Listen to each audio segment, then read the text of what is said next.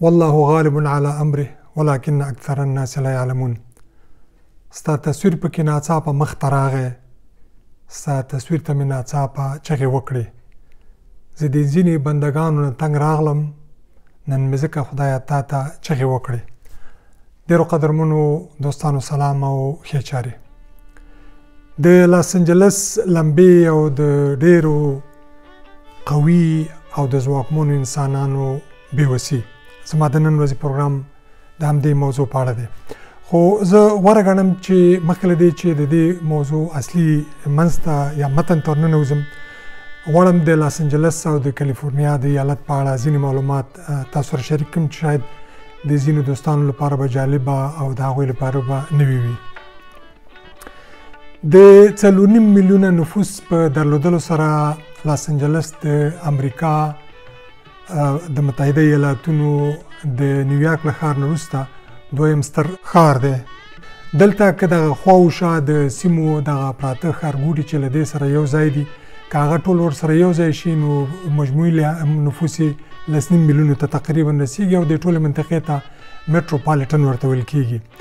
د لاس انجلس د ښار یوازې د ښار د 2024 میلادي کال نه د تیر کال بودیجه تقریبا 14 میلیارډ ډالر وه، چې دا زموږ د هیواد د افغانستان د ټولې کلنۍ بودیجې تقریبا 4 برابره ده یا 4 چنده زیاته ده. هره ورځ په متوسط ډول باندې تقریبا 15 میلیونه خلک د سود سودا، تجارت او سیاحت لپاره هر ورځ د لاس انجلس ښار ته سهار کې راځي او ماښام کې بیرته خپلو کورونو ته ستنیږي.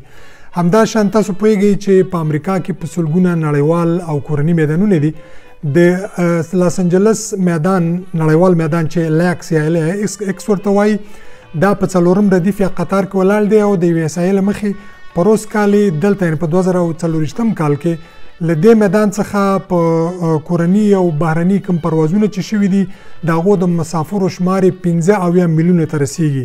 او همدارنګې د تیر کال کې 50 میلیونه خلکو چې د کې خارجان او 6 میلیونه خارجان دي او نور داخلین دي، دوی د لاس انجلس د ښار څخه د سیاحت په خاطر او د توریزم په خاطر باندې له دې څخه لیدنه کړې ده.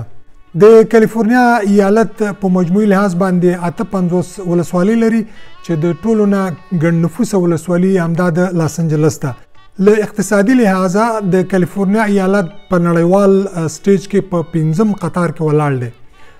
په دې معنی چې اول امریکا ده، دویم چین، دریم جرمني، 4م جاپان او 5م د کالیفورنیا اقتصاد دی چې د 4 ټریلیونه څخه دغه اقتصاد کلنی اقتصاد اوړي. د سه شنبې په ورځ چې د جنوري 9 نیټه ده، د لاس انجلس د ښار په تپو کې او په غونډیو کې چې کوم اور لګېدلی دی، تر دې غاړې چې نن 5مه ورځ ده، دلته تقریبا 14,000 ایکړه چې زموږ ستاسو وطن په حساب 80,000 جریبه ځمکه کېږي دا سوځېدلې ده.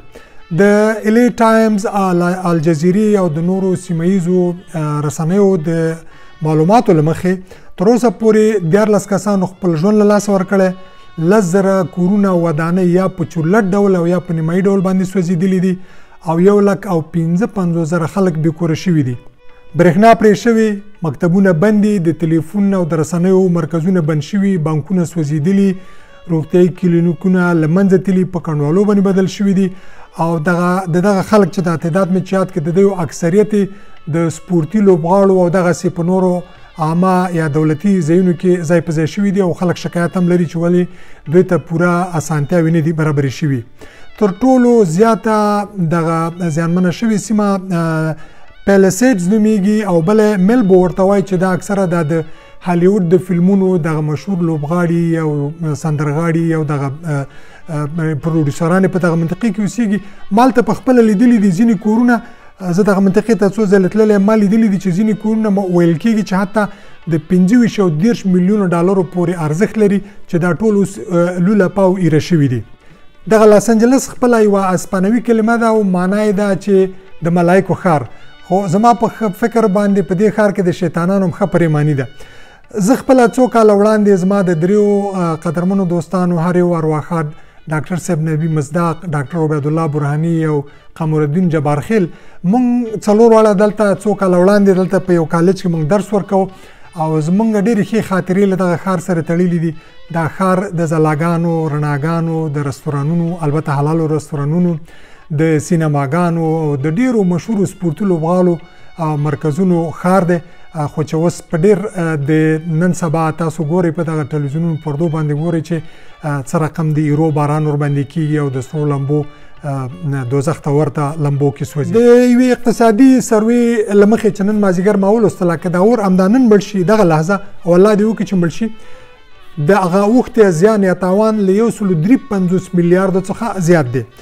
له بله پلوه د مسلمانانو شمیر په لاس انجلس په ولسوالۍ کې او چې البته ښار هم پکې شامل دی د یوې سروې له مخې 3,80,000 مسلمانان دلته اوسیږي او د 80 او د 90 ترمنځه جوماتونه په دې ښار کې آباد دي. دوستانو د لاس انجلس د اور لمبې، غرغرې او د تورو لوګو لوخړې څوک یې د طبیعت قهر بولي، څوک یې الهي عذاب او د انتقام څپه بولي، څوک ورته د واکمنانو ناغېړي وایي، څوک یې د خپلو غلطیو سزا بولي. هر څه چې وي به، خو موږ د یو انسان او د یو مسلمان په صفت د هیچا په درد او زیان خوشحاله نشو. موږ که د یو مظلوم او د ځپل شوي لاس نیوی کولی شو خو ډېره ښه ده، خو که نشو کولی لا عقل په بدو الفاظو باید چاته خطاب ونه کړو. مینه او مننه.